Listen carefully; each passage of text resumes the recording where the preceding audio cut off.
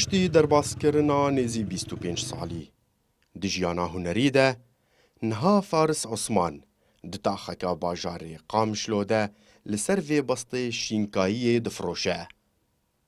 Faris dibêje jiyan gelekî zehmet bûye û nemîna berê ye. Jiyan berê xweştir bû. Piraniya hunermendên ku Faris bi wan re şahî li dar dixistin, koça dawî kirin. Niha bi hesret wan tîne bîra xwe. Temenê Faris 65 salin û nema dikare karê giran bike.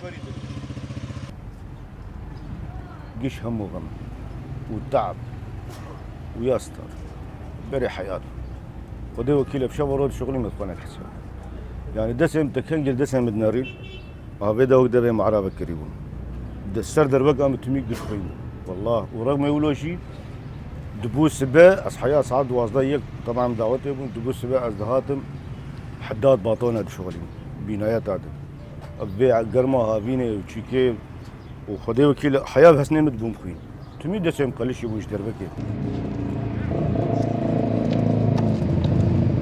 Faris gelek hunermendên navdar re derket.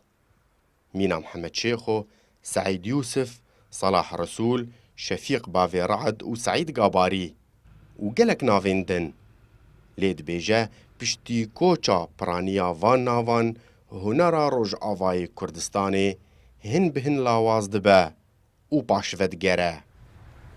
وشخيرا خدير أجي بيرتشو باما حيفا أي وكنا قولوا زهر حمد الشيخ وقلك هجاب وقلك خدير بيشتي أو شو أو حرب حر النرم فن بقيمة دقة بيشتي أو شو بتشكي هين يعني بيشتي إجا أبو زورو جي شو خدير بجارك يا رب فن تتعم شيرنا أبدا تعمش فن رنما فنانة مظبوط قشتون بس كاس جاي كاسيجي ناقرا محمد الشيخ ومحمد الشيخ سعيد يوسف سعيد يوسف حر يكي وجه مدرسة كويناهي